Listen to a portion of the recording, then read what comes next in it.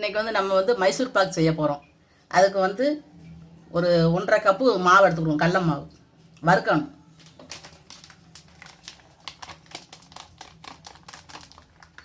ஒரு 1.5 கப்பு கடல மாவு எடுத்துக்கிட்டு அதை நல்லா நம்ம வந்து கருக விடாமல் கொஞ்சம் அடுப்பை குறைச்சி வச்சு நம்ம வறுக்கணும். கொஞ்சம் நல்லா ஒரு கடல மாவு வாடை வர்ற அளவுக்கு கடல மாவுக்கு வறுத்துக்கிட்டு இருக்கும்போது கொஞ்சம் லேசாக ஒரு மணம் வரும். அந்த மணம் வந்த உடனே அடுப்பை ஆஃப் பண்ணிடணும். இப்போ வந்து நம்ம கடல மாவு வறுத்து வச்சுருக்கோம், அதை வந்து சலிச்சிருவோம். இப்படி சல்லில் போட்டு நல்லா சலிச்சு விட்டுறணும்.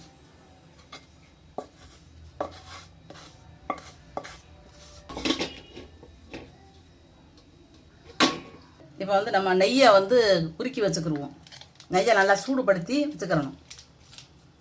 100 நெய் வாங்கியிருக்கோம். கடல மாவு வந்து 1/4 கிலோ தான்.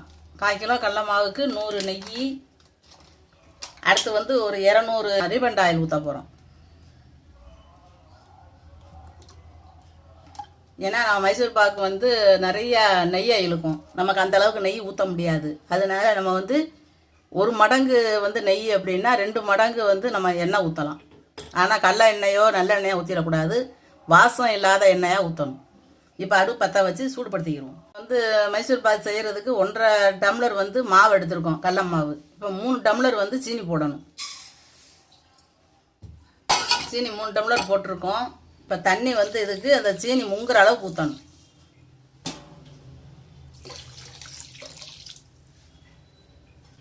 இந்த அளவுக்கு நமக்கு இந்த சீனி வந்து நனைகிற அளவுக்கு தண்ணி ஊற்றிருக்கோம். இதை வந்து நல்லாவே காய்ச்சணும்.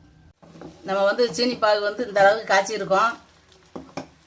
ரொம்ப இதுக்கெலாம் ஒரு பதம் வரணும்லாம் அவசியம் இல்லை. ஒரு 10 நிமிஷம் நம்ம வந்து சீனி கரைஞ்சி ஒரு 10 நிமிஷம் நம்ம அந்த மாதிரி கிண்டிக்கிட்டு இருந்தோம்னா ஓரளவு வந்துடும். இப்போ வந்து நம்ம அடுப்பை நல்லா குறைச்சி வச்சுக்கிறணும். குறைச்சி வச்சுட்டு கடல மாவு போடுவோம். கடல மாவு நம்ம வந்து வறுத்து வச்சுருக்கோம், போடுவோம். 1.5 கப்பு.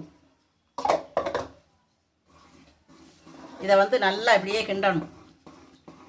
கிண்டிக்கிட்டு இருந்தாலே அதுவே கரைஞ்சிரும். இந்த அளவுக்கு வந்து நம்ம கிண்டிக்கிட்டு இருக்கும்போது நெய்யவும் எண்ணெயும் நம்ம காய்ச்சி வச்சுருக்கோம்ல, அதை கொஞ்சம் ஊற்ற ஆரம்பிக்கணும்.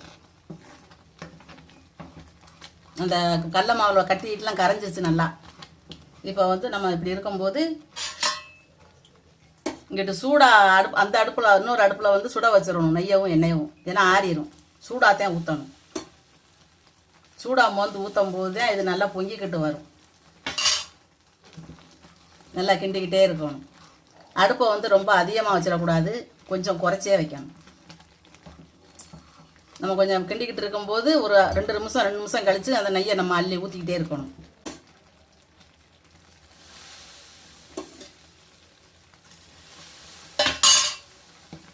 நெய்யும் சூடாக இருக்கணும். அப்போ தான் அதை ஊற்றும் போது நல்லா பொங்கிட்டு வரும். நம்ம நெய்யை வந்து நிறையா ஊற்றிட்டோம். நம்ம கொஞ்சம் கான் இருக்குது, அதையும் இப்போ ஊற்றி நம்ம கிண்டிடுவோம். இப்போ நெய்யை வந்து ஊற்றுறோம்.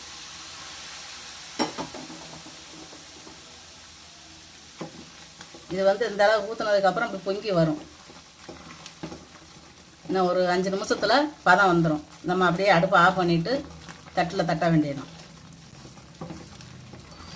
நெய் வந்து நம்ம நிறையா ஊற்றிருக்கோம். நெய்யும் எண்ணெயும் காய்ச்சி வச்சு நம்ம நிறையாவே ஊற்றிருக்கோம். ரொம்ப தான் ஊற்றணும். ஊற்றலைன்னா நமக்கு வந்து அந்த பதம் வராது. மைசூர் பாக் பதம் வராது. இந்த பாத்திரத்தில் அப்படி ஒட்டாமல் கிண்டுறதுக்கு வரும். அப்போ தான் பதம் வந்துருச்சுன்னு அர்த்தம். இன்னும் ஒரு 5 நிமிஷம் இருக்கணும். பதம் வந்துருச்சு. இப்போ வந்து நம்ம இறக்குற நேரம் வந்துருச்சு. நம்ம அப்படியே தூக்கி நம்ம தட்டி வைக்க வேண்டியதுதான். நம்ம சின்ன ட்ரையில் தான் ஊற்றுறோம். 2 தான் ஊற்றி வைப்போம். நம்ம ரொம்ப அமுக்கக்கூடாது. ரொம்ப அமுக்கணும்னா மைசூர் பாக்கு வந்து அந்த இதாக இருக்குது, கூடு மாதிரி இருக்கிறது இல்லாமல் போயிடும். இதை வந்து இந்த அளவுக்கு அமுக்கி வச்சு ஒன்று போல் பறச்சு விடணும். அவ்வளோதான். ரொம்ப அமுக்கிலாம் வைக்கக்கூடாது. அமுக்கணும்னா நமக்கு வந்து அந்த உள்ள கூடு மாதிரி இருக்கும்ல, அது வந்து இல்லாமல் போயிடும். இதை வந்து ஒரு 1 மணி நேரம் நல்லா ஆற விட்டுறணும். ஆறட்டும்.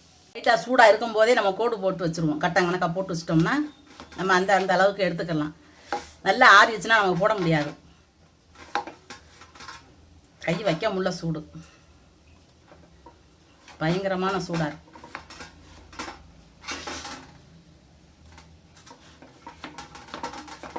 இதை நம்ம சூடாக இருக்கும் போதே தான் போட்டு வச்சிடணும்.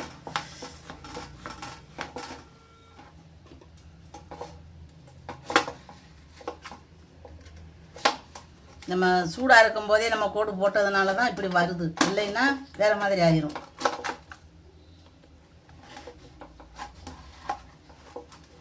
நம்ம கடையில் வாங்குற மாதிரியே இருக்குது கலர்.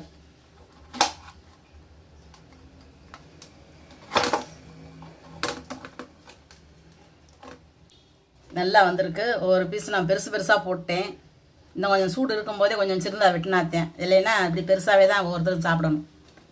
உடச்சி எடுக்கலாம். நம்ம உடைக்கிறதுக்கு ரொம்ப நல்லா வருது, நல்லா வருது, அழகாக இருக்குது. இந்த மாதிரி நீங்களும் தீபாவளிக்கு செய்யுங்க. ஆனால் நம்ம வந்து இது செய்கிறதுக்கு 1 மணி நேரத்துக்கு மேலே ஆயிடுச்சு. நம்ம அல்வா கிண்ட மாதிரி கிண்டிக்கிட்டே இருக்கணும். அடுப்பை குறைச்சி வச்சு, அடுப்பை அதிகமாக வச்சு கிண்டனோம்னா உள்ளே கருக ஆரம்பிச்சிடும். கொஞ்சம் குறைச்சி வைக்கணும். பாத்திரம் வந்து ஒரு பெரிய பாத்திரத்தில் தான் இது செய்யணும். தெரிக்குது. அடுப்பை குறைச்சி வச்சுக்கிட்டே தான் நான் கிண்டுனேன். ஆனால் ரொம்ப டேஸ்ட்டாக இருக்குது மைசூர். இப்போ கடலை வாங்கினதை விட நம்ம வீட்டில் செய்கிறது ரொம்ப ருசியாக இருக்குது, மணமாகவும் இருக்குது. நெய் மணம் நல்லா மணக்குது. நம்ம இதை விட 1/4 கிலோ போட்டோம் அப்படின்னா இவ்வளோ வந்திருக்கு. நான் நீங்கள் நிறைய செய்கிறீங்க அப்படின்னா அதுக்கு தக்கன நீங்கள் வந்து சீனியும் கூட போடணும், நெய் கூட ஊற்றணும், எண்ணெயும் நிறையா ஊற்றணும். எண்ணெய் வந்து வாசம் இல்லாத எண்ணெய் தான் ஊற்றணும். நமக்கு நல்லெண்ணெயோ கடலெண்ணெயோ ஊற்றிடக்கூடாது. ஏன்னா எண்ணெய் வாடை தான் வரும், அப்புறம் மைசூர் பாக்கு வாடை வராது. இந்த மாதிரி நீங்களும் செஞ்சு சாப்பிட்டு பாருங்கள் தீபாவளிக்கு. நான் தீபாவளிக்காக இப்போ செஞ்சு காட்டுறேன். இன்னும் நாளைக்கு வந்து வேறு பலகாரம் செய்வோம். உங்களுக்கு இந்த வீடியோ பிடிச்சிருந்துச்சுன்னா லைக் பண்ணுங்கள், ஷேர் பண்ணுங்கள், சப்ஸ்கிரைப் பண்ணுங்கள், பக்கத்தில் இருக்கிற பெல் பட்டன் அமைக்கி விட்ருங்க.